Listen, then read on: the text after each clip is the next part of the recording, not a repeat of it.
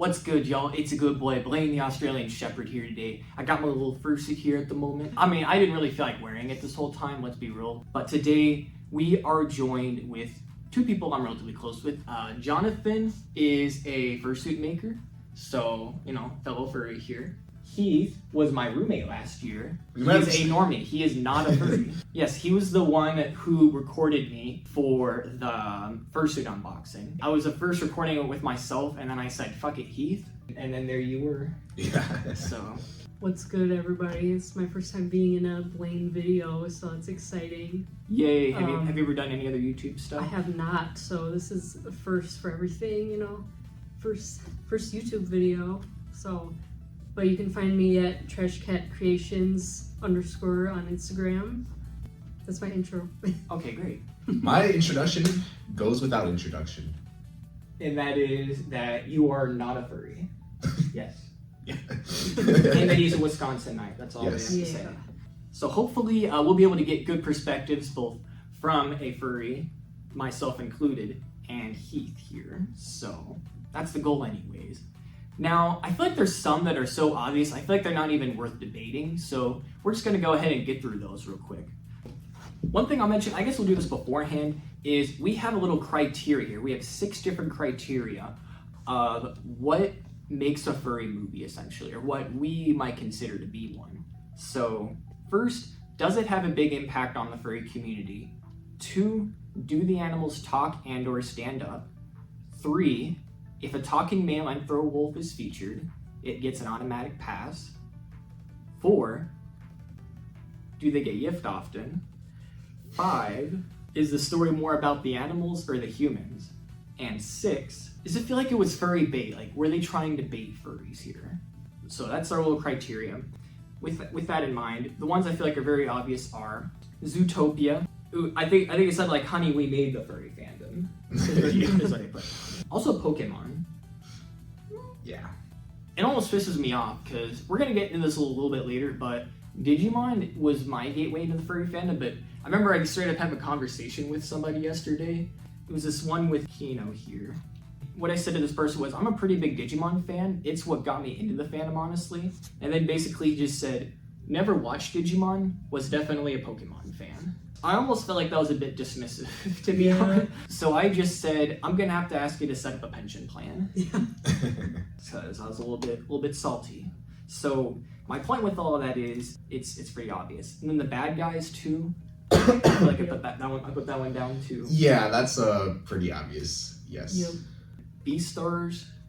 Yep. Yes. Because Legoshi. Yeah. You know. Pretty sure it's made by a furry, if I'm not mistaken. I know that the actor like plays VR chat with Legoshi. Yeah.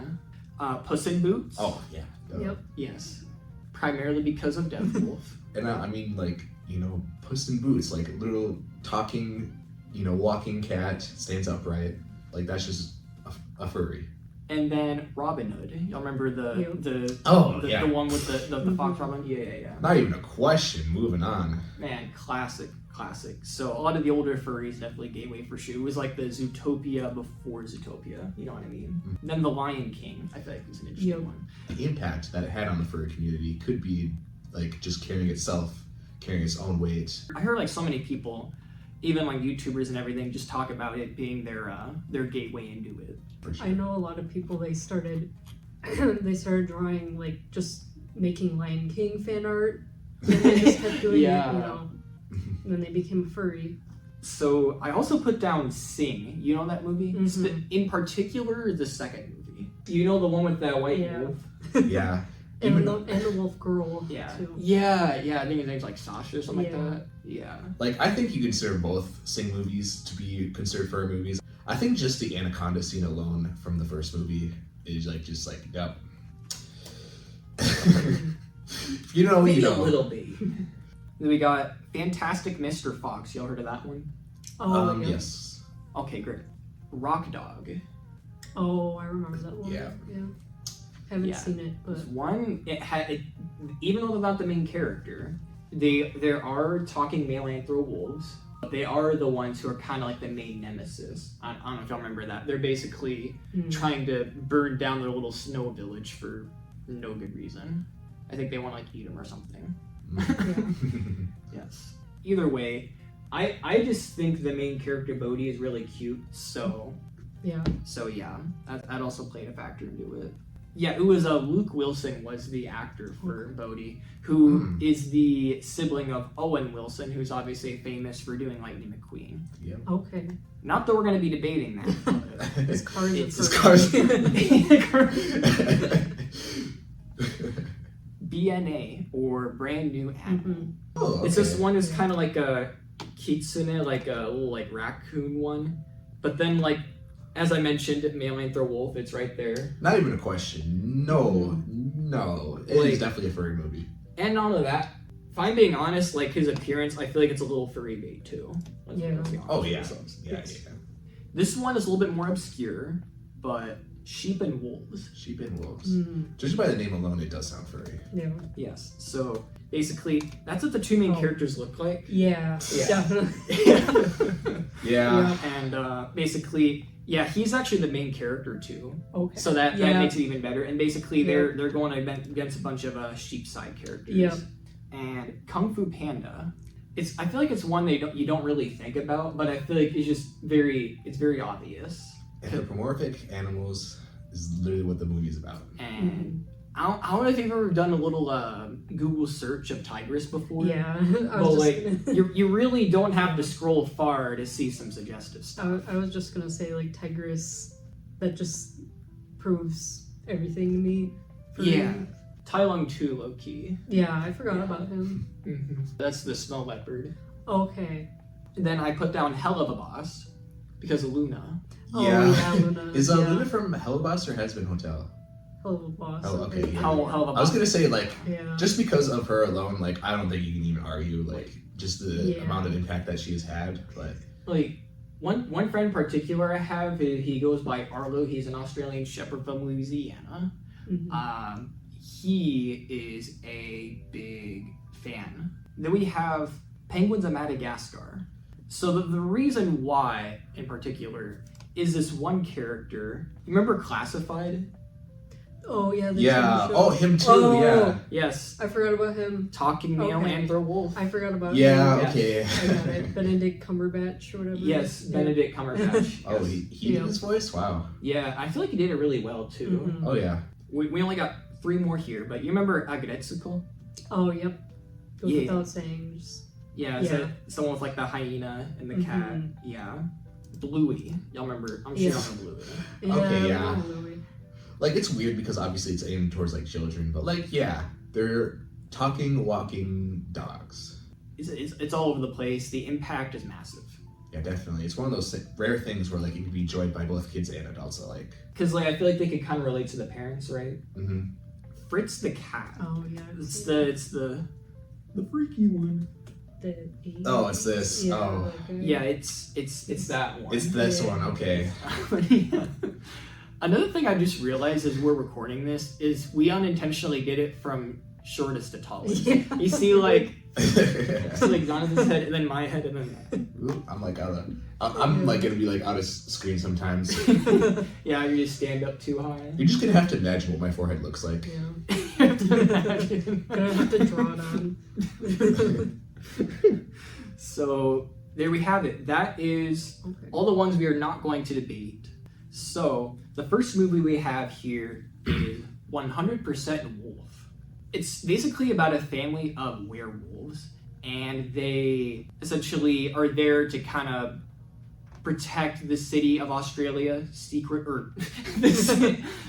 city of wherever they're at. All I know is that it's an Australian movie. Even everyone has Australian accents and everything. But the main character, Freddy, the way I compared it was like Mufasa to Simba, is where like I forget the father's name, but basically he's like the head of the household, and Freddy is like the son, kind of like Simba. And his goal is basically to take over essentially and be the next main honcho guy. But instead of being turned into a werewolf, he got turned into a poodle, and conveniently, after little mishaps with some jealous cousins, got his hair dyed pink. That's a brief introduction of 100% Wolf is. Basically, they're protecting the city from wildebeest who are werewolves who've gone savage. I know my friend Oscar, who's also a YouTuber, would really appreciate that, and also we got to talk about it a bit and watch it together. He'll appreciate me mentioning this as the very first one we're debating. So what are you guys' thoughts? Do you think that this is a furry movie or not? Does the main character talk? Yes. So, and it looks like they stand upright too. Everyone's basically werewolves. Yeah. If they're werewolves, then yes, I would say it's a furry movie. Okay. I also have not seen it, but I would agree. Just like werewolves, furry. It even plays into the whole like desire to want to be a persona or be that type beat. Yeah, like I don't know if you see this. Like they even pull up a season with like a whole bunch of them. You know what I'm saying? Okay. Like they're almost like little werewolf academy type beat. Definitely. Yeah. Okay. So like if it were like a single character that was a werewolf, then I would kind of hesitate to call it a furry movie just based on that alone. If it was like a whole main cast of characters that were werewolves, then yes, 100%, not even a question. Okay, great. So, with that in mind, in a landslide here, we're first movie down. It is a furry movie, guys. Congratulations. Yes. The next one we have here is All Dogs Go to Heaven. I'm saying yes. The impact, like the art style especially, just like it's impacted a lot of furry art, I think. Like it's kind of the pinnacle like Disney way of drawing dog characters, and I feel like that's impacted a lot of furry art. The characters really don't stand upright, if I recall. They're literally just dogs. Yeah. And that, like, as far as I go, like that's a bit like, I mean, like just dogs themselves aren't furries. That I kind of have, I'm a bit like questioning like whether that's actually a furry movie or not. And again, you don't have to agree. Your perspective of a normal person. Yeah. Yeah, thanks. I've never been so insulted by someone calling me normal before. Is the story more about the animals or the humans? More about the animals, obviously. Yeah, like I feel like you can make the case for Anne Marie too. A lot of it is about her and getting a new family. But I feel like overall, though, I would say it's more about the dogs because they're the ones going to heaven. Yeah. Again, I'm talking as someone who is, you know, a normal person and doesn't understand fully the impact that it had on the community. So I'm going to say based on the criteria that is listed, like it checks maybe some of the boxes, but overall, I'm going to say no. Okay, so it does come down to me then to make the decision, as I was the last one to talk. So I would agree with at least Jonathan's sense of just about like the cartoon like style. I know several artists, I feel like they have that kind of style to their art. You could also apply that to a bunch of other movies that came out during that time frame too. Yeah, that's true. I guess like my perspective too, like I feel like similar to The Lion King, it's like they are like on four legs and stuff, but I feel like they also have human like kind of stories, I guess. I don't know. That's a good point. I'm saying? Yeah. Like they're anthropomorphized enough where like this dog kind of feels like a guy at the same time. Yeah. I don't know. You might have a point there. Okay. They're like gambling and stuff, right? Yeah, like, they were. Like yeah. With that in mind, I'll be the one to say yes. Okay. It is. So in a 2-to-1, we say All Dogs Go to Heaven is a furry movie. Next up we have here is Alpha and Omega. Right off the bat, I'm saying yes. Okay. Because talking wolf. These are the two main characters. They have like offspring in the other movies. First movie is about being themselves, and then by the second and third movies, they usually tend to wife them up. Gotta be some sort of like love dynamic thrown in there. Love interest, yeah. What do you think of Alpha and Omega? Do you think it's furry or not? Like I know what I said before that from the pictures alone, it doesn't look like they stand upright. However, I'm judging this based off the art style. All right. Just another image I found. Yeah, like these. I don't say how. I really don't see how I can say no to these. Like just based on the impact and like from like that picture too, it looks like standing up a bit more. I feel like that yes, this is definitely a furry movie that has either been influenced by the furry art style or has tremendously influenced the furry art style. It matches more characteristics of a furry that All Dogs Don't Go to Heaven doesn't. So you said don't go to heaven. All Dogs Don't Go to Heaven. Oh no. No atheism allowed. I'm gonna say it checks more boxes, and in that regard, I'm gonna say yes. I would make the case for no. Really? But I don't really think it matters anyways. I just want to see like why you say that all dogs go to heaven is a yes versus this being a no. I just want to see like what your view on that is. I feel like it doesn't have as big of an impact on the community. I don't really ever hear mention when talking about Alpha and Omegas, they're opening outside of maybe some like wolf or someone is possibly. They don't stand up, at least to the best of my knowledge. They don't have the impact. They have a talking male anthro wolf, which is a fair point. But they don't stand up though. But either way, yeah, we're going to say yes. Up next, Animal Olympics. Honestly, I mean, I'll go ahead and show you images, but basically just imagine the Olympics and a bunch of people are standing up animals, essentially. Wow, I would have never, ever guessed that in a million years based off the name alone. Yeah. The two main characters are like track runners. It's like this male goat and then like this female cheetah, and they become, again, sort of like the little love affair of the film. I think we can all agree that, yes. As John just mentioned, the Saber Spark video, one of the first things that comes up, the Furry Olympics. Yes. Self-explanatory. Honestly, I just wanted to mention it just to bring to light the sports furries awakening. So yes, it's a furry movie. Yep. Yes. We have yet to say one that's a no, which I feel kind of concerned about, but it's okay. I'm sure we'll get there eventually. Yeah, that'll pop up eventually. The next one we have is Balto. I will first say, like, there were on the poll that I did of like people like recommending me stuff, there's at least like 4 people telling me to do Balto. So like they really want me to mention this. So what do you think about Balto? Balto, okay. He doesn't stand up, I don't think, because he's like just a regular racing dog. He does talk. Yeah, specifically a mix of a husky and a wolf. That was the whole dynamic of the film of like them like not being 100% wolf. Yeah. Yes. And correct me if I'm wrong, but the people in this movie can't understand him. Yeah, that's a good point. They don't. Yeah. So like it implies that like he actually can't talk, and none of the animal characters can talk. Like actually, it's just like it's more so like a translation of their barking noises and other animal sounds. Yeah, that is a very solid point.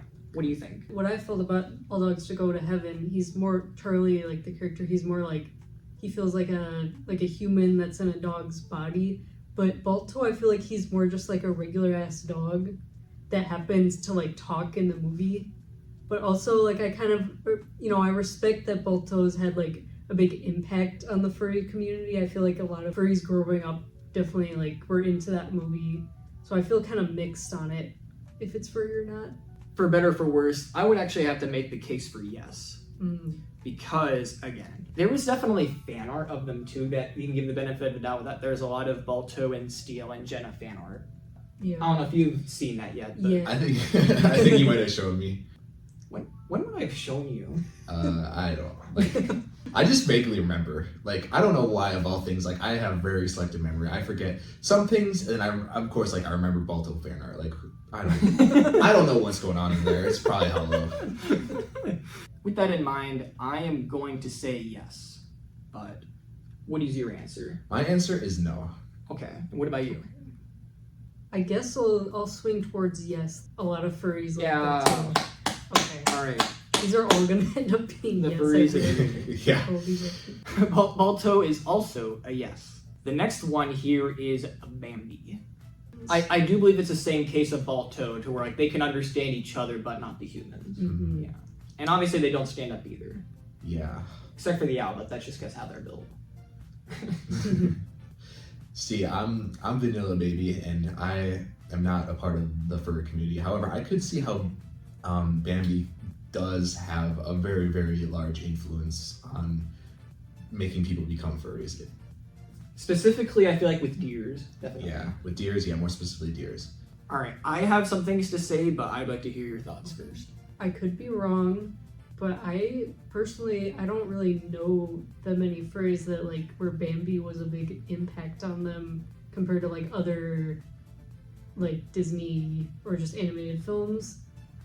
So I'm kind of leaning towards no, honestly. Okay. All right, cool. So I have 2 words to mention. Sigma X, the artist. If you know, you know. So he's a erotic artist, so obviously we're not going to be showing any of that. Unfortunately, obviously they're the way he does it is it's anthropomorphized. He doesn't draw them feral. Oh, yeah, okay. So he does at least make them human. He even gives them like human limbs and everything. yeah. So that is my case, I feel like, for why I think they are furry. This is just one of those few instances where it's like Rano X Bambi, yeah.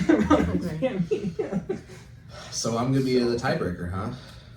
So I'm gonna say yes, you say no. Yes, so you're the tiebreaker. Yeah, I'm still like very mixed. You two have given me like a better understanding of like what the impact is that I previously didn't know, and I'm just basing my answer off of that. But it seems like it doesn't have as big as an impact as I thought it did, and like I definitely don't see it at cons, no. Yeah, so in that regard, like I'm gonna say no. Okay. All right, so there we have it, y'all. We have our first one that is a no. Bambi is not a furry movie, according to us three. If you disagree, you're gonna have to cope. This one here is a classic, Barnyard. Oh. What are your thoughts? Is Otis the name of the cow? Am I getting that Yeah, right? Otis is the name. Yeah, he is canonically trans. Either that or the creators of that movie/show don't know how biology works because he does have udders. You think it's furry? Yeah, I'm kind of mixed on this one because the characters are definitely objectively like that's an anthropomorphic animal. Especially with the cows, like they do it mixed. Like whenever like the humans show up, like they're on all fours. They're like, oh yes, we're normal cows, yes. Yeah.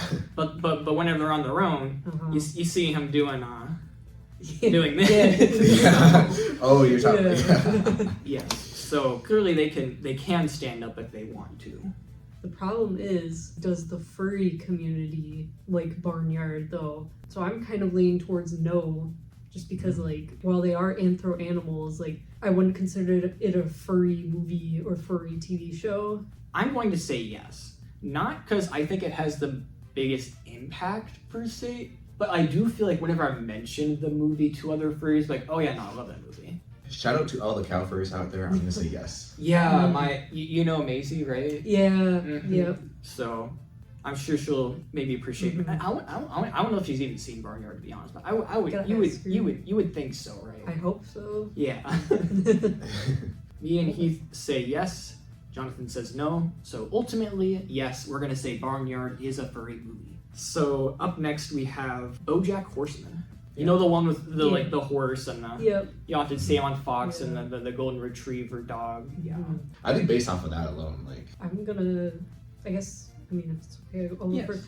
I'm gonna say yes as someone that's like watched a show. They're animal people. They're anthropomorphic. I think furries like BoJack Horseman, or at least certain characters. Mr. Peanut Butter is definitely like a favorite. Personally, again, I would have to lean towards no, but again, it seems we already have a winner anyways. I don't really feel like going too much further into it. So yes, BoJack Horseman, furry. Bolt. Oh. Ooh.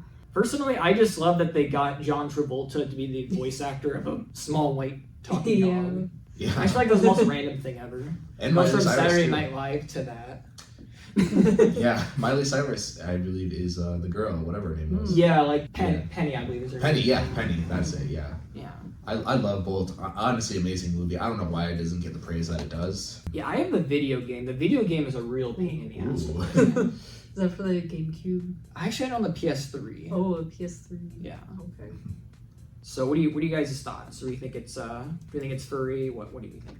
Again, I cannot judge in terms of impact, but the fact that like people can't understand the animals, like that is made clear throughout the movie, and the fact that they don't stand upright. Sure, these animals can like maybe do, you know, some things that animals in real life can't do, but I'm just gonna say no, just because they don't give the appearance of furries, and like I don't think it's like, correct me if I'm wrong, but I don't think it's had that much of an impact on the community. All right, what about you? Well, I definitely was a fan of that movie as a kid. I feel like Bolt is a bit more like niche in the furry community compared to like Balto and films like that. So I might lean towards no, but it's a like very tentative no. I'm just going based off of soul feelings by saying yes, just because I think that Bolt is very cute. I like Bolt. Yeah. Bolt's the that's goat. thing. It was an adorable dog. Honestly, like a really. I'm just saying it's just for fun. I'm saying yes, but yeah, you but just want to be contrarian. Yes, I want to be contrarian. So you said no. You say I'll say no. Okay. I'll stick with. All right. So our second one here, where Bolt, not a furry movie, The Boy and the Beast. I remember seeing. I remember seeing this specifically at a Smash or Pass panel.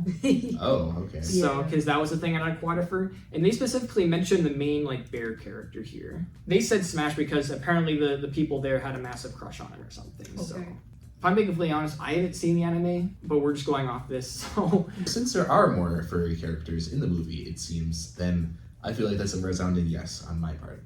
What do you think? Yeah, I'm definitely gonna have to agree. I'm gonna say yes. I mean, just look at the art style. It's definitely like very furry bait character. Oh yeah. Especially with like Japanese furries too, because they tend to take on that art style with their fursuits. I feel like a mix of that and also the fact that it got mentioned in a Smash or Pass panel at a furry convention kind of gives it a pretty clear pass. So yes, The Boy and the Beast is furry. The Cat Returns. This is one where basically they have this little magician tabby cat. Okay, I do not mean to get sidetracked, but I feel this is a very important question that should be addressed because I feel like this actually could come up in the future. Do you consider Neko or cat people to be furries? I would say no. No, but like, I think it depends. Like, if it's just ears and tail, then no. But if they have like fur and nose and stuff, are y'all leaning towards furry or not furry with this? I'd say yes. Just like look at him, you know. He's such a polite gentleman. It's like clothes. I don't know. I would lean towards yes. Okay. The Cat Returns is a furry movie for you Studio Ghibli fans. Yeah. We got Cats Don't Dance.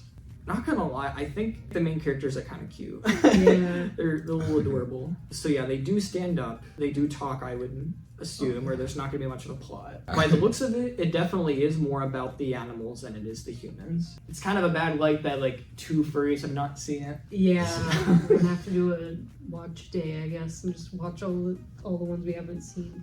I guess I'll say yes, just because like the art and like just I don't know, it's cats wearing clothes. I'd assume there's probably some dance and singing scenes. Apparently, they at least seeing off this, they do a Singing in the Rain song like performance. Okay. So what do you think, Keith? I believe that's a yes from me. All right, and it's a yes from me too. So Cats Don't Dance is furry. So Chicken Little. Ooh, Chicken Little. Chicken Little. And I want to hear your guys' thoughts on this. If the main characters have feathers, do you count that as furry? Because it's not technically fur, it's feathers. Yes, I would. Just because I know some people with bird personas. Okay. So do you think it's a furry movie or not? Absolutely. If we're going by that definition, then yes. I would agree. Like I'd say yes, just because like once again they're wearing clothes, they're doing human stuff. Yeah, like they go to school, they see aliens, they do. As you do. Yeah. So I have a specific memory of like being in the ball pit where my mom would go out shopping in IKEA and they were showing Chicken Little on a little mini TV screen in there. Okay. So I was having the time of my life in there. They're brainwashing you to be a furry. Yeah, they were brainwashing the children. Yeah. So yes, we're going to say it is furry. Chicken Little. Next one is Chip and Dale. Chip and Dale Rescue Rangers. Rescue Rangers. Chip and Dale. Oh yeah. Yes, that was another like childhood favorite of mine. I remember having like all of the DVDs and just watching through every single episode. I really liked Chip and Dale. Yeah. I really liked it personally, and I feel like because it had that subtle impact on me, I'm going to say yes. I agree. Yes. I mean, I don't really see many arguments against them being furries because I mean they do stand upright. They talk. They can be understood by humans. There are humans mentioned briefly, but they're all like side characters. Like it's sort of like a Peanuts type beat where like you remember how like the teachers didn't show their face? Yeah. So it was like the same thing for them. Like the humans, they don't even like they just show their limbs and everything. Yeah. I think like Then again, I think at the remastered movie they made, I'm pretty sure they show humans in their entirety. But again, I'm talking back to the '90s Rescue Rangers show. it's like I'd like to try and be consistent in my logic. If I said no to Bambi, you know, I want to be like fair and stuff, but I feel like, I don't know, I'm leaning towards yes. Go I don't know, the vibes. With vibes? Yeah, just go with vibes, honestly. Yeah. I was like there's no like... I feel like even for like time constraint, we don't even think we're going to go through all these five for all of these. We're just going to be, they're just there if we're having trouble. I think the only argument, like, you know, against them being furries would be their size, because they're like small. They're not human size. They're basically like chipmunks if they were standing. They have all the other characteristics that humans have other than size. Yeah. So just that's something to consider. But I think like overwhelmingly like that they have way more characteristics of humans than that they don't. So I'm gonna say yes. Yeah. So Chip and Dale is furry. All right. Yep. Ah, yes. I'm so excited to talk about this one. Let's go. So, Digimon. Ooh. It was my gateway into the furry fandom again. I originally made a Gomamon account. Gomamon is my favorite Digimon. Furry started following me there, and they were the ones who introduced me to the community, to where then I just started talking personas, and it kind of gave me the inspiration to make my own through that light. And it's also part of the reason why, hypothetically, if I were to create another persona, I am definitely considering or thinking about making a seal persona. And that's sort of the main inspiration behind that. So, and along with other things, I say resounding yes. But go ahead. Well, we said yes for Pokemon, so I'm gonna stick with yes for Digimon. Okay. I'm definitely like agreeing with Keith's logic here. Like if Pokemon is furry, then Digimon is definitely also furry.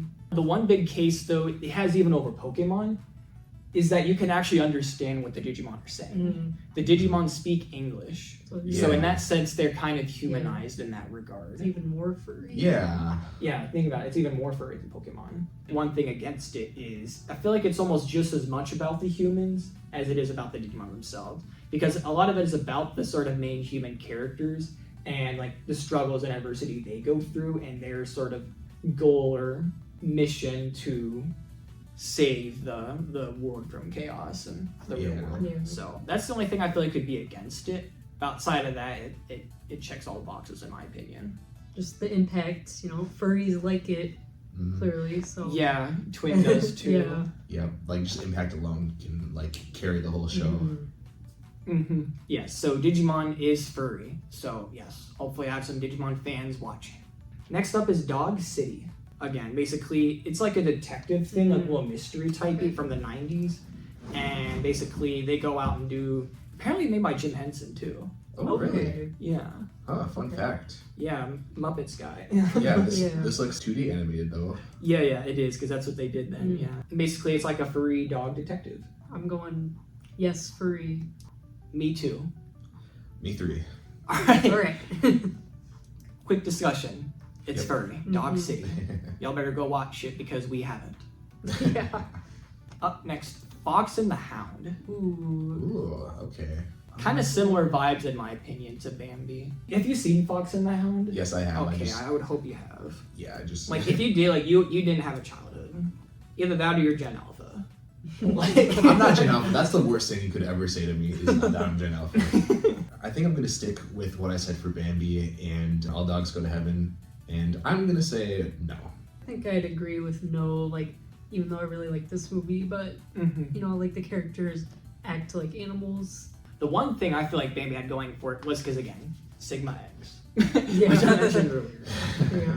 But obviously this, or at least from what I've seen, and I hope not, because I feel like that'd be too wholesome in my opinion, but they do not get pornographied to much of an extent. Yeah. So we all agree Fox and the Hound is not a furry movie.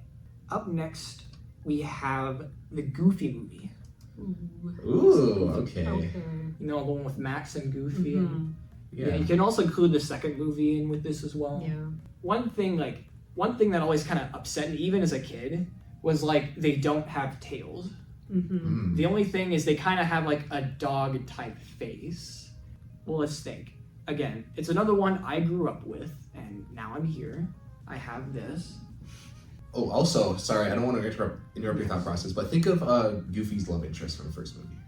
Roxanne? I just feel like the way they're drawn, they have more like human faces. That too, yeah. Yeah. With that in mind, I'm still gonna say yes. Okay. I thought about it, and I was like, nah, who am I kidding? I low-key had a crush on Roxanne as a kid too. So, yes. Mm-hmm. Yes. That should be telling. Yes, I should be telling yes. So, Goofy, we're going to say is furry. Next up, we have Hello Kitty. Hello Kitty. Wow. Yes. Okay. Is it like Hello Kitty the franchise or just Hello Kitty? I say the franchise in general Okay. and the movie. There are other like walking, talking cats and other animals. So, and they obviously can communicate. I don't think there are any people in that universe. It's just animals. So, And that's like, a pretty big case for it. So, we're going to say yes? I'm gonna say yes. Okay. I might say no, just Ooh. because I feel like she's more of like a regular cat than an anthro cat, even though she like talks and she wears clothes. Like I think she talks sometimes. More I think about it, I will also actually say no. Okay. Because I feel like it's more appreciated by normies than it is by furries, in my opinion. I feel like they appreciate it more than like furries. Yeah. Well, that's telling, huh? Yeah. That's The only normie in here says no. Yeah. Or says yes, sorry. So, yeah, with that in mind, Hello Kitty, we are going to say, is not furry. Then we have Hop. Hop. Oh, that movie? It's that one movie with like the bunnies and then the chickens, yeah. Oh. Absolutely no staying power and relevance today. Like, it's always New York City. It's always New York City, yeah. Mhm. But I yeah. can attest to that. I remember specifically where I first saw this was I was actually in Canada. Hmm. We were at this one Airbnb. It was the first time I booked an Airbnb I think in my life actually. But anywho, they had this big flat screen TV and I was just looking for things to watch on Netflix. I was like, you know what? Let's watch Hop. Yeah. And there it was. So that's my story with watching it. So I have in fact seen it. Basically, this chicken here gets jealous and wants to overthrow the rabbit because like he doesn't even want to be the leader of this place anyways. Let me do this. Yeah. Because he was like sort of like the side henchman of like the father for many years or something like that. So he felt he was worthy to control the I place. think I might have watched this like when Netflix was still doing like DVDs in the mail. Yeah. So Did they not do those anymore? I think it ended in like 2016 or Oh, so, man. which is kind of sad. I still remember seeing those like next to the Walmarts. You Yeah. remember that? Mm-hmm. The little red box, yeah. Personal stories aside, what do we think of this as a furry movie? I guess I'll say like sure. I mean, the main character's design is definitely like very furry. And Yeah. If anyone likes this movie, it's definitely furries. Like I don't know any that like it, but Yeah. if anyone does, They are more or less maybe a little bit bigger than a normal bunny, but still like definitely not human size. No. Yeah, maybe like a very small human. Yeah. I'm very small. Like a little like That sounded 4-year-old bad. child. Yeah, like a child. Yeah, like a child. I don't think the chickens or like the little chicks are furry. Right. They just seem more like chicks. They're but just talking chickens. Yeah. are, like as far as the Easter Bunny goes, like or the main character. The Easter Bunny. Like I don't know. Like is it is actually kind of a whole thing. Yeah. Basically, he's sort of the one to like control Easter or something like that. Yeah. It's I don't know. I probably watched the movie like once. It was like on one of those little like DVD players. You know, you just insert the DVD and then like plays it. I think it was like for a car ride. Like we were going to like. oh yeah, those portable DVD players. Yeah. Those are awesome. Actually, gonna say no here because Basically, there were other rabbits like henchmen who come, or Oh. specifically henchwomen. I feel like, and from what I saw, I'm very torn. I'm very in the middle. I think I'm leaning towards no still. here's the thing. I personally think the main character bunny is really cute. I have a thing for furry musicians. Yeah. Yes, if that hasn't been made clear. So with that in mind, I just don't think it has enough of an impact. I really don't. We're gonna say no. We're gonna stick to no. So you say no, and you said yes. But either way, overall, we say not furry for Hop. Look, it tells you that like we've all seen this movie, and it seems like a lot and we all have our own stories with it. Yeah, it was very much like a fever dream. Yeah. Anyways, no. How to Train Your Dragon. I love that movie, but I'll probably say no, just because like the dragons don't talk. It's more about the human characters than about the dragons. Mm-hmm. Because it is about specifically training them. Yeah. The dragons can't talk, and like again, it's like a whole argument. Are scalies furries? I would say so. Yeah. But it depends on the context. And I am very torn. I want to hear what you think. I'm actually gonna say yes. Specifically for the fact like it has a really big impact on dragon personas. I know many like dragon furries who have mentioned that as like being their inspiration for being a dragon persona personally. So maybe for a lot of other people, maybe not. But again, for a specific subset, I guess. I think I'm gonna stick with my original answer, which was no. Just because like they don't exhibit a lot of characteristics as furries, because then you could argue that any dragon character is a furry, and I don't think that. Like I don't think that any dragon character could be a furry. Like we gotta have standards here. Yeah, we gotta have standards here, and also like the fact that like the dragons don't talk, the humans like can't really understand them other than like obviously like gestures. And 2-1, How to Train Your Dragon is in fact not furry, but. Yes. You'll respect dragon furries out there, though. You scalies. Yes. Ice Age. Ice Age. Yes. Oh. Okay. What are you guys' thoughts? Pondering the orb. No, there are some characters that stand upright. So yeah, you could like some of the characters like are like Sid. I'm gonna say yes, just because like even though like the mammoths, don't stand upright, there are a lot of characters, like especially the smaller animals that do stand upright. They all talk, and especially the pirate, Buck.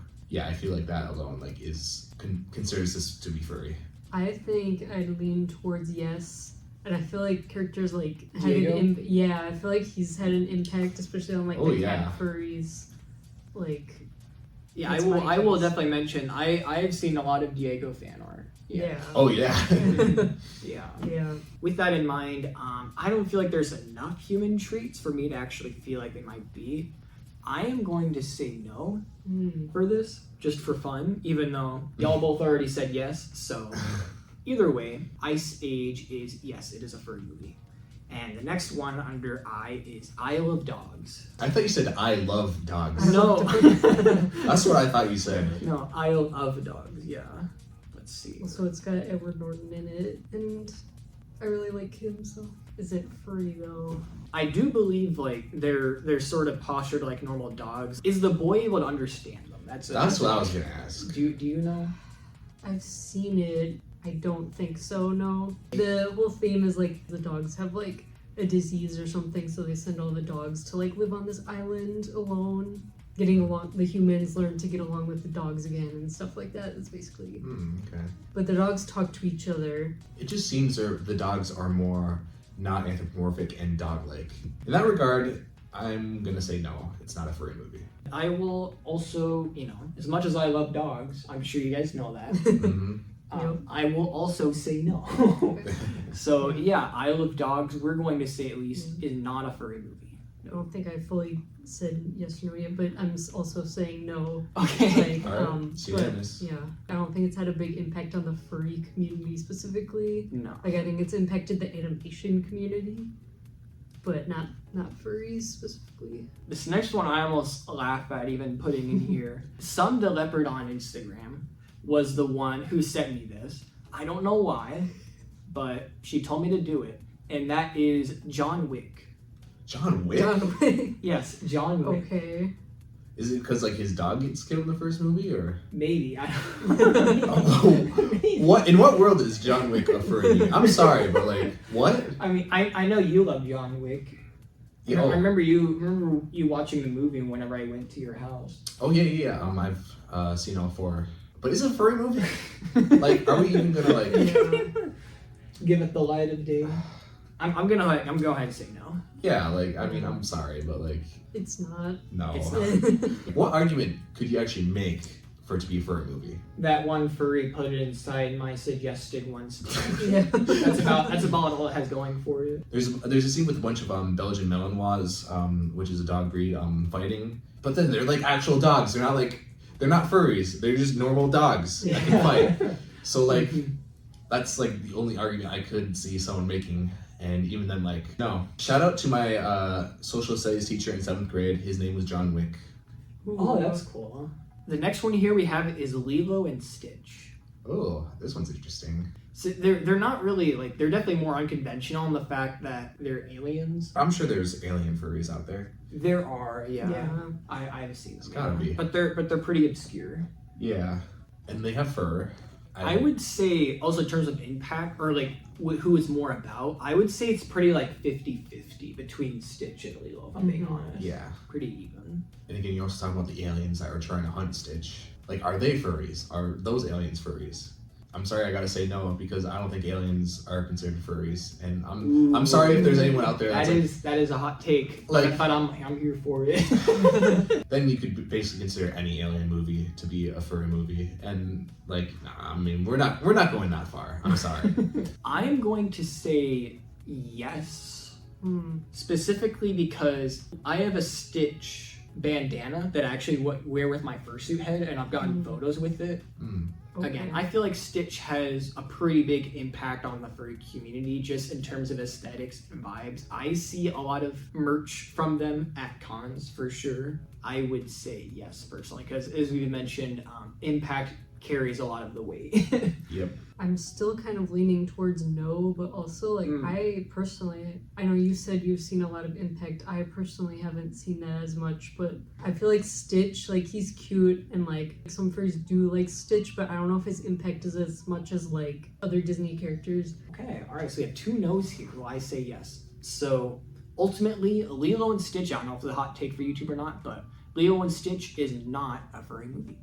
Looney Tunes. I feel like especially in the more recent seasons, I feel like low-key Bugs Bunny and Daffy Duck have a little bit of a bromance, not gonna lie. Yeah, I love that part of them. Like I feel like it's an unexplored part of them, like just all chilling and being friends, you know. It's why I love the Looney Tunes show so much. It is honestly one of my favorite, you know, Cartoon Network shows. And of course, can't forget about the Space Jam series either. Oh, Yep. Lola, Absolutely. Lola Yep. Bunny. Can't forget Yes, about Lola Yeah. Bunny. Yes. I was gonna say Lola Bunny. I think that like just the amount of impact that she has had, just not even in the furry community, but even just outside of the furry community, like I cannot be drawing denied. people to liking that kind of stuff. How many people do you think that she's converted into being a furry? 1 million. Yeah, Gotta be. Yeah. You have anything else to say? I guess I'll agree. I'll say yes. Like when I said Lola Rabbit, Lola Bunny, especially. Oh yeah, yeah. I feel like low key Lola Bunny is doing a lot of caring because I feel like outside of that, and especially in the outside of Space Jam, I feel like it's more appreciated by normies than it is by furries. I don't know if that's a hot take or not. That's not a hot take. Yeah. Okay. Definitely agree with that. I'm still gonna go ahead and say yes. Why not? So you said yes. What did you say? Yes. Okay, all right. I feel like it did also have an impact on like the early community too, right? Like the founding of it. You gotta recognize the classics, honestly. Yeah. Gotta appreciate them. So Looney Tunes will be a yes. This is a funny one, but we have Madagascar. Well, if we said yes for Penguins of Madagascar, then we're talking about the same characters. Hey, Malix, the lion. From the Yeah. zoo. Yeah, we're talking about even more anime characters. Yeah. And Melman and Gloria and I'd say yes. I really liked that movie as a kid. I say yes.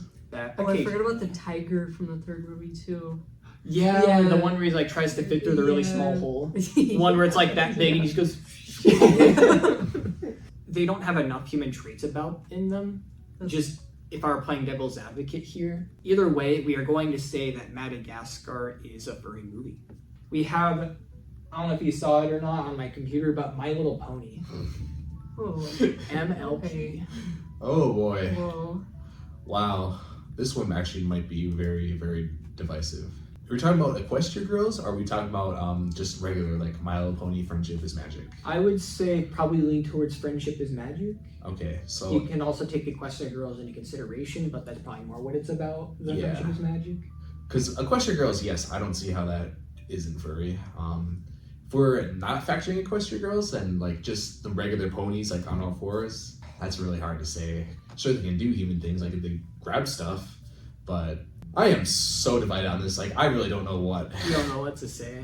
Yeah, I'm also kind of split on this because there's a lot of people that like My Little Pony that aren't furries, but I also feel like I've seen a lot of like My Little Pony fursuits and My Little Pony merch at conventions. I don't know how much of an impact My Little Pony has had on the furry community specifically, though. But I guess I'll lean towards yes. Okay. So I have a couple things to say. One, I feel like Equestria Girls is almost like too human. I don't really see like sure they are like the same people, but just like humanized. But like I hardly even see like I don't even know if they have like a horse muzzle. No, they're like people. They're just like different colors. I feel like there is a lot of interconnect, for better or for worse, between bronies and furries. Because I know a decent amount of bronies that are furries, and Flip kind of makes them around a bit. So I feel like just because of that, I will lean towards yes. But again, like I don't really like it personally. I've only seen maybe like 2 or 3 episodes. I say yes. What about you? And you said yes. Okay. So I guess we're unanimous. I wasn't expecting that. I thought one of us. I feel like it's like a very tentative, very tentative yes. Yeah. So that's what our thoughts are on My Little Pony. Yes. Oh, this is an interesting one. Nut Job. Oh, that movie. Yeah. Okay. It's another one of those mid-early 2010 things. Yeah. I think I read sounds like something a lot worse. One specific, well, yes, but one thing I specifically remember about it. You remember when they did a little scene of like Gangnam Style? Remember they had that little cameo in there? Of course. Yeah. See, it just the only thing that is like keeping me from saying that it is furry is just the size. They're animal size. They're animal size. But like they still stand up. They still like do human stuff. Like they can still grab things and they talk. I would say, so we're going to go through the criteria here. Does it have a big impact on the furry community? I would say no. No. And squirrels technically, even in real life, can stand up. Yeah. Technically. True, yeah. So like, are they that anthropomorphic? They don't have any male anthro wolves, I believe. No. Are any of the characters really sexualized? I don't think so. Maybe like in this most subtle way, possibly like the female squirrel a little bit. Oh, of course they gotta sexualize the females because you gotta make sure they're females. You know, you gotta make sure they have like chests and like that wearing like lipstick or something and they have like these eyebrows. Boobs. Yeah, squirrel. Yeah, exactly. So it only gets maybe 2, possibly out of 5. So you're swimming back towards no. All right. I'm sorry if there's any like nut job furries out there. I don't know. Nut job enthusiast. Yeah. Yeah. So no nut job. No. Not for us. So this next one here, I have representing, and that is Oliver and Company. So this one came out, as it says right here, 1988. I have 2 specific songs. One that's really gone through me throughout my life, and that is Why Should I Worry? So that song has gotten me through a lot of tough moments. I first downloaded it like my freshman, sophomore year, and I played that song before going in to get my driver's license. I played it before my first dance competition. And even Streets of Gold is another banger. I'll probably just show y'all that after. Its musical numbers really played an impact on me personally, and it shows on the shirt, Why Should I Worry? And almost kind of something to live by. I don't know entirely if that makes it furry or not, but again, I feel like it's very iconic. Yeah, it's like a Disney spin-off of Oliver Twist, which is like a British thing, I think, made like, it was like originally a book. I think it was by Charles Dickens or something like that. Yeah. Set in New York because they wanted to make it Americanized. I think I'm gonna stick with my previous like stance on all these like Disney movies and kind of say it's not, just because like the animals themselves like can't be understood by humans. They're not that anthropomorphic. They're more so they don't stand. Yeah, they don't stand up, and I think just for that alone, like maybe it had some sort of impact on the furry community, but I just think no. Especially on me. Yeah. Yeah, on you particularly. Yeah, so I know you could attest to that. I might lean towards yes, just because of like, I mean, the Blaine impact. The Blaine It's, it's crazy. Yes, I really like a Dodger. Yeah. He's an icon. I'm glad they're able to get Billy Joel to do that. Seems pretty random, but It's vibes. so one thing I will say to make it yes, I feel like maybe directly or indirectly, in a way, to at least a little bit, I feel like it was actually a little bit of furry bait. Oh. Specifically with, do y'all remember Georgette in this photo here? Yeah. I feel like to maybe like at least some subtleties, definitely like having like the bow tie and everything, and like clearly like a female icon. Mm-hmm. I feel like she's almost like very like, even though is feral, I feel like she definitely has a lot of humanistic traits. I'm surprised there's that much furry bait around, like in the late 80s. Yeah. Like, cause with that other, like one of the first ones we went over, I would say it's more about the animals. More specifically, it is also for the most part about Oliver, and basically the company is the 5 other dogs. Yeah. Shout out to Cheech Marin for doing Tito. Remember the little Tito, the Chihuahua? Oh yeah. Yeah, I feel like he was sort of like the comedic relief of that movie, and I feel like he did a pretty good job of it. I'm trying to remember if I've seen anything at a con. Yeah, I did. I remember at TFF 2020, I actually got a little what do you call them, the charms? I got one from a vendor of a Dodger carrying a thing of sausage. So there's Oliver and Company love from the community. It's there. We say Oliver and Company is a furry movie. The next one is, oh my gosh, this is another iconic one. Over the Hedge. Yes. Over the Ooh, Hedge. I so love good. that movie so much. Ben Folds really carried that film with like all the musical numbers. Yeah. In an interesting way, I actually feel like Heather in particular is furry bait. Yeah. Yeah. Especially towards like people who are like emo. Yeah. Yeah, you know. April Lavigne, I believe, is the person who acted. Avril Lavigne. Avril, whatever. Yeah. I'm not good with Yeah. celebrities. That movie was definitely in my rotation as like a little furry child. Furry child. Yeah. Like that movie in Madagascar for me definitely like had a big impact. So I'm kind of leaning towards yes. I mean, the animals like do stand up though. They're normal animal size, and I don't think they could be understood by humans. Yeah, RJ does stand up, which most raccoons typically don't. Yeah. And even Vern too. And Yeah, turtle. I Yeah, think they all I don't think I've ever stand. seen a turtle standing. Yeah. I'm so in the middle on this one.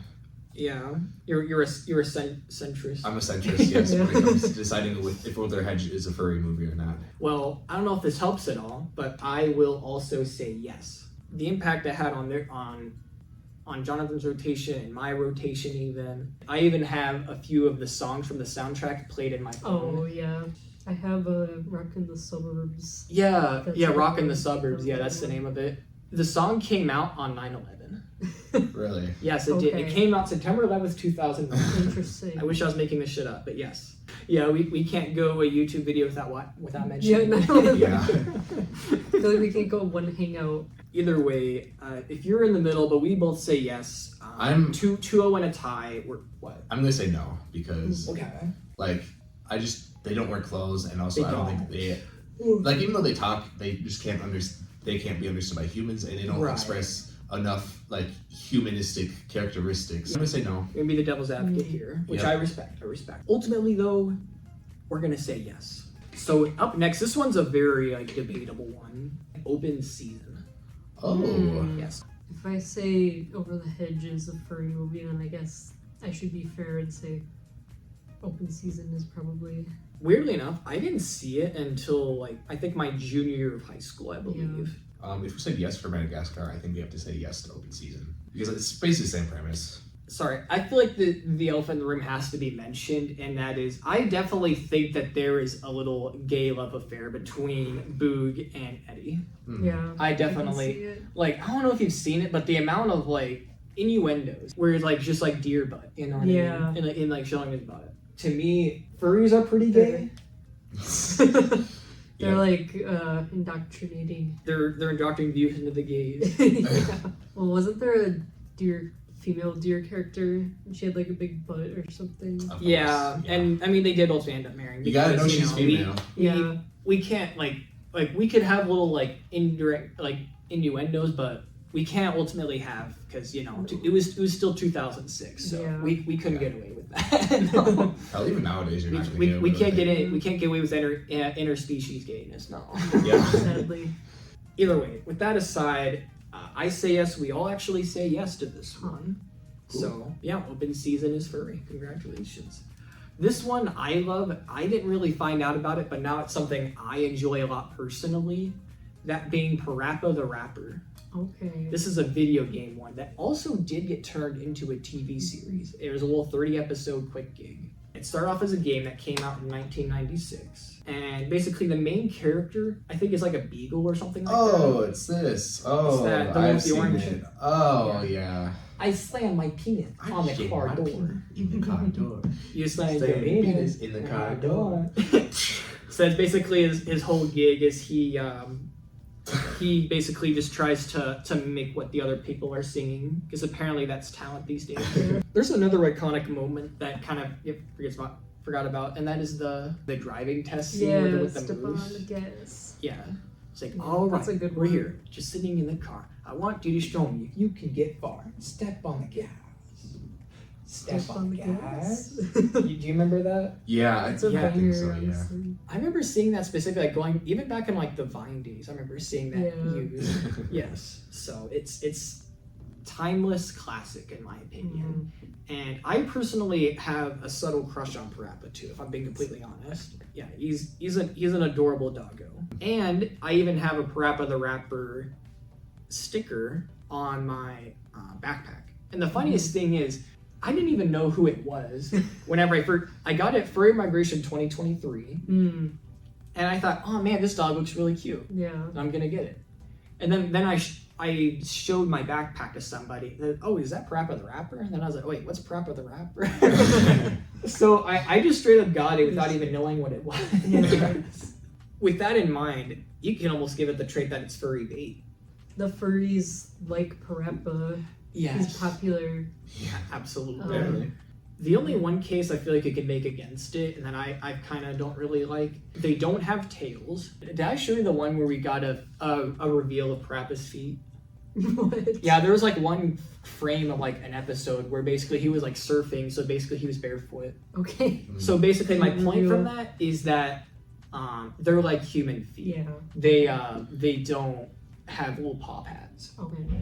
So that's one thing with playing devil's advocate, like not really for. Also, there's characters that aren't animals. Like the only one who's not really an animal is Sunny, to be honest. Sunny's a flower. I am going to say yes. I'll say yes. I'll say yes. All right. So Parappa the Rappa, furry. Let's get it. Paws of Fury.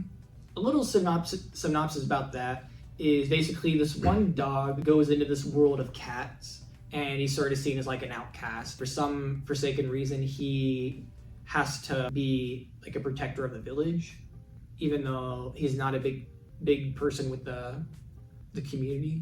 But ultimately, they grow to like him, because that's how movies work. Yeah, of course, yeah. And they're like ninjas and stuff. It's an anthro dog. Yeah, Wearing cute, clothes. talking anthro, standing up like, dog, wearing clothes. It has a lot of humanistic traits. So I'll say yes. I'll say yes. Another cutie patootie dog that I think he's adorable. That's all I'm gonna say. So I say yes personally. Paws of Fury. Yes, absolutely. I was very upset to find out that one of my friends didn't know this one, but Pink Panther. Oh, you don't know Pink Panther. The one thing though, I mean, obviously it's about him, so you can make that case. Yes. But like he's the only like animal character really like of importance, to be honest, because everyone else is like humans. I definitely watched the animated version, like the cartoon, a lot. I don't know, he's really cute. He's a little guy. He's Pink Panther. Yep. I like him, so I'll say he's furry. He's anthropomorphic. Like maybe he doesn't talk, he doesn't wear clothes, but he's still anthropomorphic. I don't think you can really argue that. I feel like Pink Panther being the main star of the show, I think it is enough to tip the iceberg in favor of, you know, it being a furry movie or furry show, whatever you want to call it. And I will also say yes. But again, obviously no male anthropomorphs, I don't think. They should come out with one though. Really bring the furries in for sure. There's this artist out here, you know, Braybird? I'm not gonna mention too much about it because it's another NSFW type beat. You know this character? Oh, Ollie? yeah. Yeah.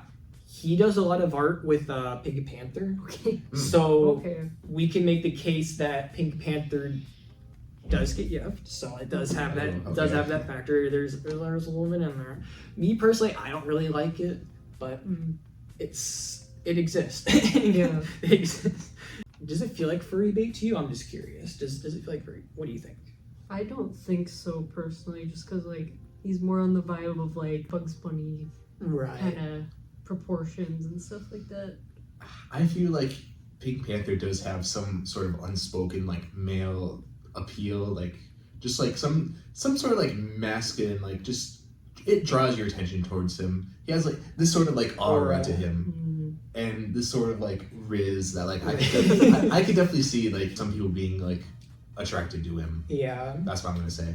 I don't know. I just random thought that came to my mind. I feel like he would be a bisexual icon. Yeah. We had a little bit too much fun with that one, but yes, Pink Panther is furries. Let's go.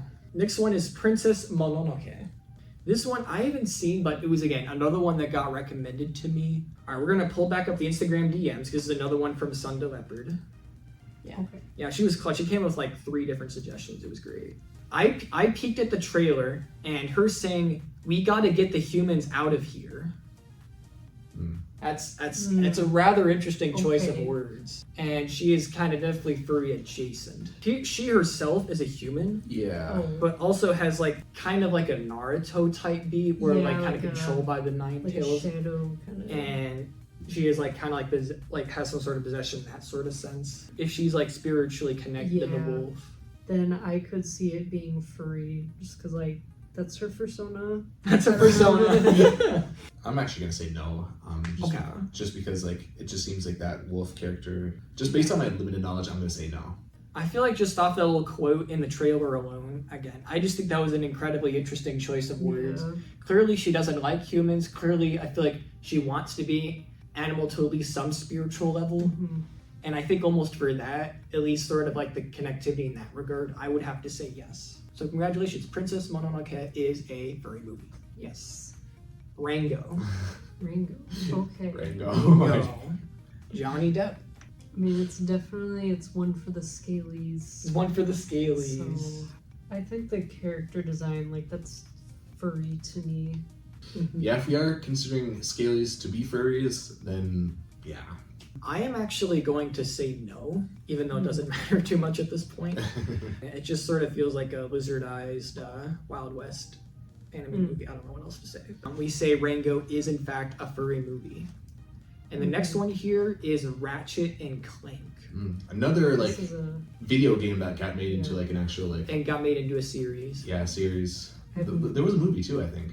Personally, I think it's pretty obvious that it is. I would agree, like, and I think a lot of furries really, like, this was their gateway, I'm pretty sure. I have actually heard that before. Yeah. I've actually have seen some people say Ratchet and Clank was their gateway. I've heard that. It's not as common, but I've seen, yeah. Especially with, like, tech-type furries, definitely. Is Lombax even real? It sounds like Australian. Yeah. It's a fictional species from the series, which I feel like that in the case of itself, the fact that like they went out of their way to make their own furry species is kind of a flex in and of itself. Yeah. So we say yes for Ratchet and Clank. Oh, this one's fascinating. Did you see it yet? I saw a glimpse. I saw it. Yes. A regular show. Regular show. Man, this one. Mordecai and Rigby. I unfortunately have seen a decent amount of NSFW art of them together. What? Yeah. Oh no. And low key, I do feel like there's a pretty considerable amount of bromance between the two. Yeah. They're both like dating other people though, so like that's so. I'm aware. Like. But do we care though? Even though like all the background characters are humans. Yeah. But like the main cast, like you got Mordecai, you got Rigby, you got Eileen, you got Margaret. Like those 4 are. You even have like the gorilla too. Yeah. Skips. He's technically a Yeti. Oh, or Yeti, yeah. And it's a furry. I'd probably agree. Like I feel like a lot of furries that I know really like regular shows, so it could be just my bias too. Because I really like this show. Oh, yeah. So C, yeah. C. Yes, for regular show. Regular show is, it's furry. Rio. Rio. And live my life. Just the pure embodiment. And fly. The pure embodiment of an energy of Brazil. Yep. Captured into one film. I wanna party. There's normal birds. There's nothing anthropomorphic about them, and humans can't understand them. Yeah, humans can't understand them, no. Alright, so no for you. I think Yeah. it's been a little while since we've gotten to know. We've been on some bangers lately. What about For you? me, I've seen some people out of this movie definitely like impacted them a lot, especially like the bird furries. So I'll say yes, just as like a shout out to the bird furries out there. With that in mind, I'll say no. Okay. With that, I'll still say no. I would actually agree a lot with what Heath said. It just they're birds. It doesn't feel too anthropomorphized in my opinion. So we're gonna say no. No for Rio. Oh, I'm so excited to talk about this. Let's go. Oh my gosh. So the movie is Rockadoodle. It came out I think like 1991. The boy Edmund, like he really like went in there and it was like the main character and then was like never shown again. Okay. Or, like he that's the only movie he ever acted in. So you remember that one scene where he says, oh, "Jeepers, I'm a furry." What? Even though he didn't say that, he said I'm all furry, but it's almost like misheard. Okay. Okay. He says that, yes. Okay. So, but basically he's a human boy, transforms into a cat in the film. Okay. And the fact that he can stand and wears clothes while he's that. But the reason why or how that came to be is it wasn't like anything like directly happened to him. It was basically some sort of magic that basically the owl pulled. He just turned him into a cat because he wanted to eat him.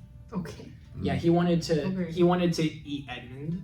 He saw humans didn't taste good, but cats do. Basically, the whole thing is about the sun shining. Sun do shine, sun do shine, sun do shine. That whole thing, that little song at the very beginning and end of the movie, and kind of a whole recurring theme. This is a Don Bluth movie, by the way. Like, one thing I wanted to say about this is an absolute fever dream of a movie. Like, there is no other time to watch it other than, like, you're tired out of your mind and, like, about ready to sleep. And it's, like, 1 or 2 a.m. Okay. Because literally the whole movie, if you find out at the end, was literally just Edmund dreaming. Oh. So, quite literally, it's like a fever dream. Okay. So basically the whole thing synopsis, it basically Chanticleer, he's a rooster, he makes the sun rise. And when the sun rises, it means there's no rain. And basically the owls don't come in and ruin their place. Okay. But when the night is out and it's raining, that's when the owls like to go on out and cause trouble. And they even like seem part like ruining the house and trying to even eat other animals too. This is just a very big personal childhood favorite of mine. Everyone in my family knows this.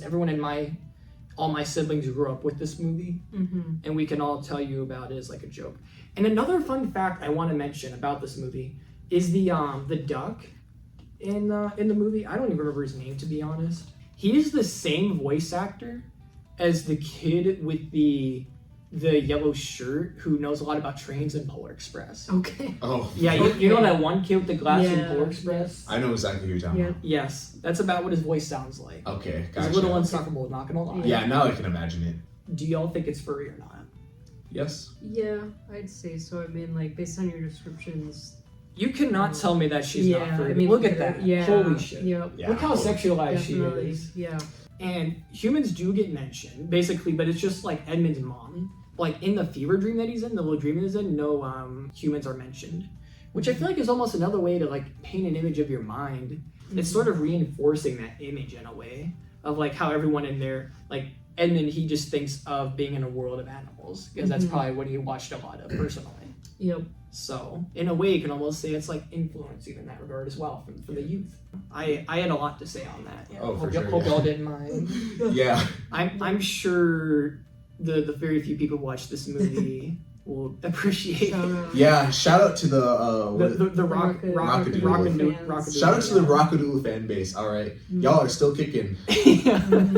So I say yes. What about you? I'll say yes. Yeah, we all say yes. All right. Yep. Yes, Rockadoodle is furry. Yes, absolutely. Oh my gosh, this is funny. Shark Tale. Oh, Shark Tale. We'll once again get the elephant out of the room, and that is Lenny is a gay icon, and we can't say otherwise. Yeah. He just nodded. I'm just nodding, yeah. He's nodding, yeah. Sure. But what else y'all have to say? There are fish furries. Right. That's definitely like less popular. The sexy fish, you know what I'm talking about? Like, yeah, definitely some furry bait going on, in my humble opinion. It is kind of like Zootopia, but the ocean. I will lean towards furry. I'll say yes. See, okay, I know Will Smith furry, yes. Yeah. Will Smith is a furry confirmed. I know I'm not like so well versed into all of this, but like I'm sorry to any fish furries out there, but like I think we're really stretching the definition of what is a furry. And I'm really sorry. Like the thing that separates Shark Tale from like all the other like movies that take place in the sea, like for example Finding Nemo, the thing that separates it is because the fish can actually like do more. Like they actually have like a civilization, you know, like they can drive cars and stuff, or however that works. Like they can do anything that humans can do. You know, even though they're normal size, they can still talk. What do you think? Yes. Yes? Okay, so... Again, because two factors. Furry bait, Lenny's a gay icon, vibes. Okay, yeah, vibes. Yeah. Just going off vibes. All right. Yes. I think I'm going to stick with no, but... The furries say yes. It is a furry movie. All right. We're down to 10 more left. Up next, we have Sly Cooper. This was also mentioned in the in that same panel of Smasher Pass. Okay. In that Aquatifer panel. Yes. Yeah. Is it a movie? It's mostly a game. Okay. But it's also a TV series too. Okay. Little raccoon He's fella. in the Furry Smasher Pass panel. Furry.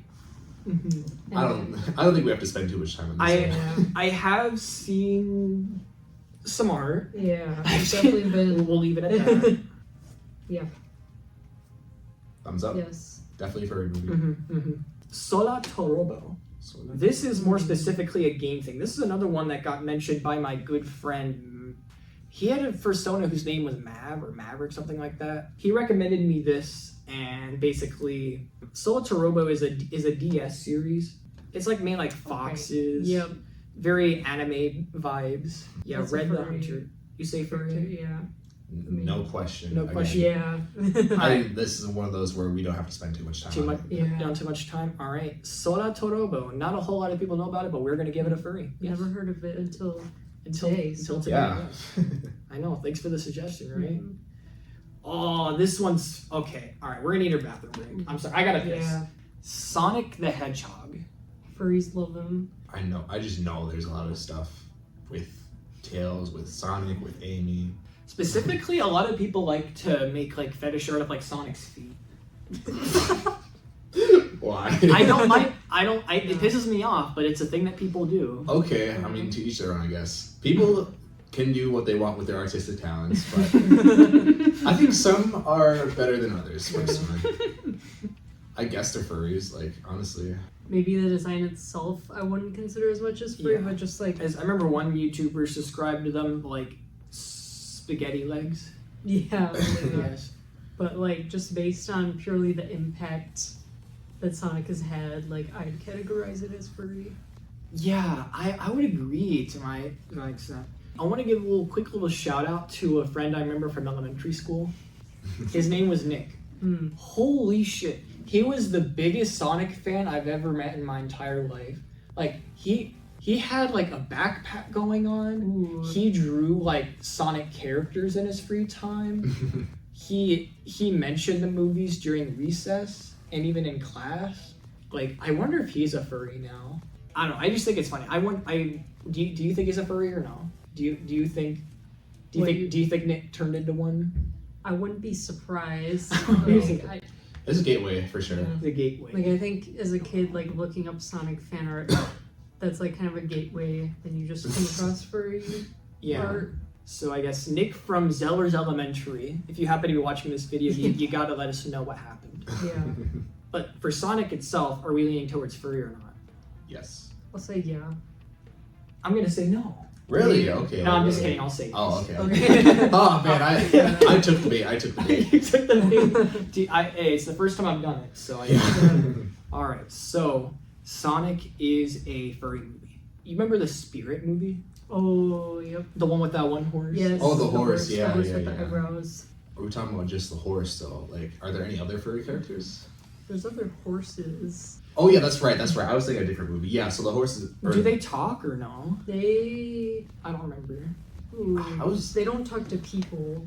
But do they talk to themselves at I least? think they talk to each other. So Okay. it's this movie from like the early 2000s. Okay. Yeah, it's an early 2000s. This was a yeah. good one, honestly. I'm gonna say no.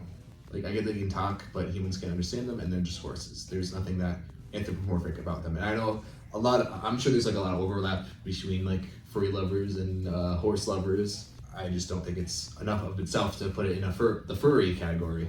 I'm gonna make a case for yes. Literally every single horse furry that I have met has mentioned spirit as being their gateway into the furry fandom. Every single one. Like I remember specifically one, I think his name like Smokey or something like that, who I was like friends with for a while, but then we kind of broke off. But I remember seeing like a TikTok of him as a kid, like watching him like spirit, and then him like now behind the walls be like, no, like that very whole meme. Yep. So I feel like that alone, like I don't know about many other furries, but at least within the horse community, I feel like it definitely has that impact. Making a good case here. I was leaning towards no, but I'm starting to lean more towards yes now, just because of like purely because of the horse community. You know, shout out to the horse furries. Because if I said Rio is furry just because of the bird furries, I gotta be fair. We're loving it. So it's a bit debatable, admittedly. It's on the fence, but we will say yes, and that is spirit is a furry thing. Oh, I love this one. Spyro. I mean, dragon furries. There's not really any humans, to the best of my knowledge. I'll lean towards yes. I'll say yes. I'll lean towards yes too. There's a lot of human lore behind it too, of like basically what came into his existence was basically he was there to sort of stop the war that was going on to these new different clans of dragons. Kind of almost gives you Warrior Cats vibes in that sense. Oh, yeah. So, yeah. And obviously, you know how many furries got into it from Warrior Cats. Yeah. Definitely. In terms of Spyro, I'm going to say that yes, this is a furry series. Yeah, I'm going to say yes just because of the art style. And the art style alone. It had a big impact on my childhood, if that helps much. Especially the second series that came out in the early 2000s where they had, Elijah Wood. He acted as Spyro. Okay. And I think it was called like A New Beginning, I believe. I should also mention that like, because he got raised by dragonflies in this series, he thinks he's a dragonfly. Okay. He never knew other dragons as a child, so he literally thought he was a dragonfly, but just unnaturally big. You know Sparks, and you know David Spade. He was the actor for this, which I just think is particularly funny. I love the fact that they got basically Kuzco and Frodo Baggins for the same series. It was a very iconic cast, which is another part of why I really loved it as a kid. Because obviously I grew up with an Emperor's New Groove and I grew up with The Lord of the Rings, so not furry, of course, but but nonetheless, yeah. So that played into it as part of my childhood interest. So I say it's furry. You know, I think Emperor's New Groove, that could be argued to be furry though. Low key. Really? It's like the transformation into a llama. There's a case. There's some thoughts there. Ours consensus is yes for Spyro. Yeah. Yes, Spyro is a furry movie. Up next, Teenage Mutant Ninja Turtles. Yep. There's games. There's a TV series. I think they made movies of it too. Yeah, there's movies. That's a really good question because like they're turtles. Like they fit the whole anthropomorphic definition, obviously, but they're turtles. So do you consider turtles, which are part of the Scaly fandom, the Scaly fandom. The Scaly Scandom. That's gotta be a new Scandom.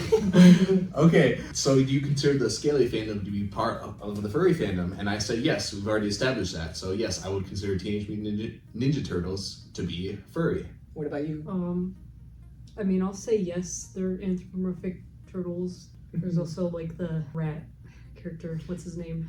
Dr. Splinter. Yeah. Dr. Splinter. I had a journal named Dr. Splinter, so that was fun. No talking male anthro wolves, to the best of my knowledge. I've seen a little NSFW art, but like it's not as much as you may think. But it, I mean, Rule 34. I mean, it exists. Yeah.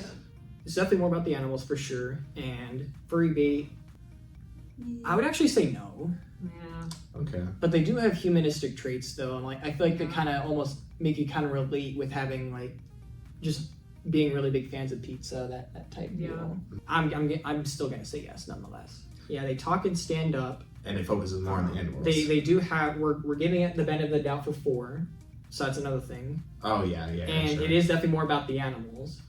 So it's 3 out of 5. So yes or no for Teenage Mutant Ninja Turtles? Yeah. Yes. Sure. All right. The next one here is Turning Red. Okay. Specifically for the red panda, right? I remember we even mentioned that together. It was like, for red pandas, yeah. Like just for that one character alone. For that one. Fun fact, I just found out yesterday that red pandas actually are not considered pandas. In fact, they're not even considered bears. It's its own little species. Yeah. Well, that checks out. Have you seen it yet? I have seen it. That's another one I saw for the very first time in an airplane. Okay, Yes. lots of airplane movies. Yeah, specifically when I was on my flight to Japan. Okay. Is when I was watching. I thought it was like a decent movie. Yeah. Wasn't bad, but not my favorite movie of all time. Yeah. It existed. It was fun. Keep in mind, we are not in the target demographic. The target demographic is little girls, and that's what kind of like weirds me out about like all the like the YouTube critics that are like, oh, Turning Red is such a terrible movie. Like, no, you're not the target audience, all right? Yeah, like I'm not gonna say it's a terrible movie, no. Yeah. But we're not talking about the movie. We're talking about if it's furry. So I gotta think about it. The thing is like I would ultimately say it's more about the humans than it is about the animals in the grand scheme of things. Honestly. Because they're turning red only when they get angry. And that sort of almost is like a symbolism almost of something of like of a humanistic trait. So I would that's just one thing, I guess. I don't know. There's only like 2. It's all right. We're here for the debate. Yeah. There's only 2 like furry characters. That's like the mom. And and even the grandmom too, because they're part of this whole like lineage type beat. This is a tough one because I feel like it's like, well, it's only one species, but also we did say that with Spirit too. Yeah, I'll be fair. I mean, like, I'll say yes. Sure. Shout out to Nisha, probably my biggest red panda friend. The thing, it's like this movie came out like much later. Like 3 years ago. Almost, yeah, so it's like it's hard to say if it's had an impact or like if it made people furries. Yeah, maybe with like the younger generation, we can see if it influences them or. I'm gonna say no, just because I don't think there's enough furry characters or enough furry screen time, and that like just one or a few characters maybe being furries like doesn't outweigh that like the whole cast is human and that there's a human focus. So in that regard, I'm gonna say no. Okay. Well, I will say yes, but again, for red pandas, yes. But I'm just glad it wasn't a sweep. Yeah. So I feel like it's debatable for sure. Second to last one is Undertale. I've never actually played Undertale. Asriel the Goat. I'm gonna get so much hate because I've never actually played Undertale. I am leaning towards no with this one because there are furry characters, but I think its impact is like even bigger than the furry community. But what do you think, Heath? Sure, you could argue that some of the characters are furries, but like also the primary focus isn't on like the furry aspect. And I just don't think like it's a matter of where you draw the line between like sure maybe there's some furry characters versus it being like a whole furry game. And like I think calling it a furry game or a furry franchise is a really big stretch. So I'm gonna say no. I'm going to say yes. Asriel the Goat, lots of fan art. Lots. It's not even funny. It doesn't really feel normal, if that makes sense. Like everyone that's really into it for the most part is nerds. And furries are nerds. Yeah. Do you think Deltarune is furry though? Because I think Deltarune is more furry than Undertale is. Yeah, Ralsei, oh my gosh. Yeah. Kind of that blew up in the furry community. Oh, absolutely. I think I'm actually gonna change my answer. I think I locked in too early, and I'm actually gonna say yes for both Deltarune and Undertale. Okay. Because like I kind of didn't realize like how many scaly sort of characters there were, and like just I feel like just that alone could like drag it to being, you know, me leaning towards it. Yes, being a furry. And you're the tiebreaker here. So yes, Undertale is a furry movie. And I think we'll also just throw in Deltarune. I say yes. I'd say yes, honestly. Yes. All right. We're going to say Deltarune is furry too. We're on to the very last one here. Okay. All right. Or at least that I have scripted. Yeah. And that is Wolf Children. Wolf Children. Yes. Okay, I've seen this. So Maybe you need a little bit more to say than I do. I mean, it's about a girl and she falls in love with a werewolf guy, but he's like more of a human most of the time, but he's a werewolf like at night, you know, that kind of thing. And then they have kids. He You can passes see them right away. there, yeah. Oh, that's so They cute. have kids. I'm not gonna lie, that's so they're cute. I both love the out. art. Oh my god. Yeah, and they're like little werewolf kids, and it's about like them trying to figure out like one of the kids wants to be a wolf, when the other kid wants to be more human. It's about like, you know, their family struggle. It's a good movie. Would recommend. Is it Furry? Like honestly, like a lot of them seem more like dog people than furries, but at the same time, does seem to be like a lot of furries in this show. So I'm gonna say yes. I'll say yes, just because I remember I watched it as a kid, and it definitely made me want to be a wolf really bad. Yes. So yeah. Yeah. And I feel like dog or wolf people like really blur the line between like furry and not furry. Like dog people can definitely be considered like furries more often than not. All right, so a resounding yes for wolf children. We say give it a watch if you haven't. So that is everything I have. We have gone through all 51 of the series here with our fursuits and all of us here together on deck. 2 bathroom breaks in between, and we got through it eventually, but we are here now. Okay. I hope you guys enjoyed. I don't think I had to do the numbers here. I mean, I didn't track them all down, but I'll edit them in later. There are more things that we said were furry than not. We at least met some sort of accord. We weren't just saying yes to everything. For sure. We've established clear definitions of what is and what isn't a furry movie. And that's honestly, I'm proud of that. And I feel like that's sort of the whole goal of this thing, is trying to kind of help other people tell what makes a movie furry. Do we want to do some of our rapid fire? Or? Yes, go ahead and shoot some at me. I don't know what you have in mind. Honestly, you go first. Well, first one, Angry Birds, specifically Angry Birds movie, I guess. I'm gonna say no. I'm gonna say yes. Like, I'll just call it what it is. It's a phone game turned into a movie. Yeah. So I'm just gonna say no. The phone game, yes. In particular, no. That's definitely not furry. The movie, yeah. But we're gonna say no though. Five Nights at Freddy's. Oh. Okay. How did I forget that? Yeah. I'm very surprised. I'm gonna my say gosh. no, even though furries really interesting. like Five Nights at Freddy's. And it was even a gateway for some too. Yeah, that is true. If you want to be technical, it is actually more about the human playing behind it than the animals. That's kind of my logic. Okay, hear me out. Hear me but out. the costumes are like fursuits, basically. All right. Yeah. Yes. Like when you're dressing up, Yeah. or when you like stuff inside the costume, like you're basically wearing a giant fursuit, even though there's a bunch of metal. And just because of that, like even though like Freddy and Chica and Foxy and Bonnie, they're not alive, technically. Like you could argue that they are alive because like they're possessed by children, but right. still, like even if you want to argue that they aren't alive, then like you're still wearing them as like a fursuit. Where it's like a bit of a technicality, but I would consider it furry. Yes. And I would say for the impact and the yiff and just everything else considered could be furry. I don't know. Maybe not intentionally. Oh, when Scott Cawthon was first sort of devising the whole Five Nights at Freddy's franchise, that is not what he had in mind. And I'm sure he's kind of like a bit bewildered to see what the community has devolved into. But I'll say yes. Yeah.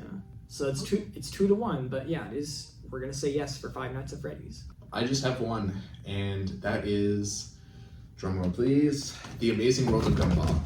Ooh. Oh my goodness. So fun fact, one of my first childhood crushes was Nicole Watterson. Ooh. Okay. Is she like the mom? Yeah, she's the mom. Yeah. Okay. She was honestly, like, I would say my first childhood crush. And I do remember you mentioning that to me one day. I do remember that. Like, I'm sorry, Ari. As far as The Amazing World of Gumball as a franchise, you really got like 4 out of the main characters that could be considered furry. And actually, no, you could count Darwin as a furry because, yes, he's a walking, talking fish. Judging by what we based regular show off of, again, it was a similar situation. The main cast members were furries, but the outside supporting cast weren't furries. So, I mean, I think if we're judging by the same logic, then yes, Amazing World of Gumball is furry. I'd say yes, just based on that logic. Like, I feel like just for shits and giggles, I'm going to say no. Okay. It just doesn't feel furry to me. Even though the main character is a cat and that I can respect, it just feels like a kid's show. Like, I don't know what else to say. Then again, we've said yes to multiple other kids shows. It is primarily targeted towards kids, but if you look at like some of like the adult jokes in that whole show, like you'll be surprised that like it got past the filters. So I guess we're gonna call the Amazing World of Gumball a furry movie. I have one thing to add. Okay. This question for you: have you ever thought about what your fursona would be? I know you're not a God. furry, but No, this does I have need to be never thought mentioned about that. before the video ends. Yes. I have never thought about that. Okay, fun fact. I told Michael this before, but I did kind of used to have a fursona, if you want to call it that. All right. I don't know if you ever heard of like the YouTube channel like Pink Sheep. They did like Minecraft stuff. Like okay. That was sort of my persona, like just a giant pink sheep. Okay. Like from Minecraft. I'd consider it. I really don't know. But. Or are you about to give him a species or something? Yeah, what my I'm species? gonna give him a Species. Just based off what you two know about me. Ooh. Honestly, I think I would be a dog personally. I know it's not that like original, but I feel like I resonate with dogs. I don't see you as a wolf. You're more outgoing.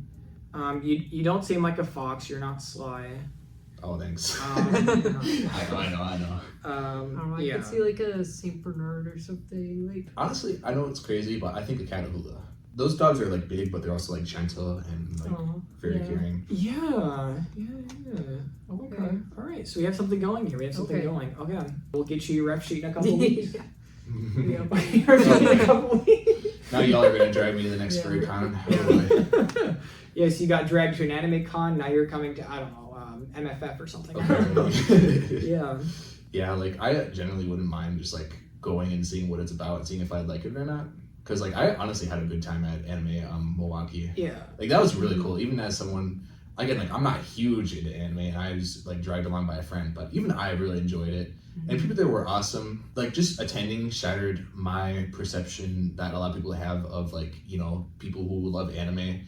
Like the fact that they're all like have crusty body pillows and like okay, I know it sounds bad, but like that's generally what a lot of people think of when they think of like weebs. I think the same will be said about like the furry community, like just attending and kind of getting to know people and like just being friends with them. I know a lot of them are chill. Like I wouldn't be opposed. Yeah. All right. Let's go. converted someone. Potentially. And all y'all, I'm sure y'all are amazing. So with that in mind, thank you guys for watching to the end of this. I really appreciate it, and I really appreciate having this time both to kind of get to talk about this subject. It's a very, I know a few other people have done it, but I don't think one, anyone has done it for anywhere near as long. Two, talk anywhere near as much. Or three, give as clear of definitions as to what I feel like a furry movie might be. I feel like we attacked that or approached that very well, and I feel like we brought up a lot of good discussion points, and we definitely had a lot of fun because we were able to just make up so many different points. But I just want to quickly say thank you to my patron Astro. Thank you for supporting me over these last, I think it's been since May, so for about a good 9 months now. Yeah. Feel free to subscribe to my channel. I'll see y'all later, and you're gay.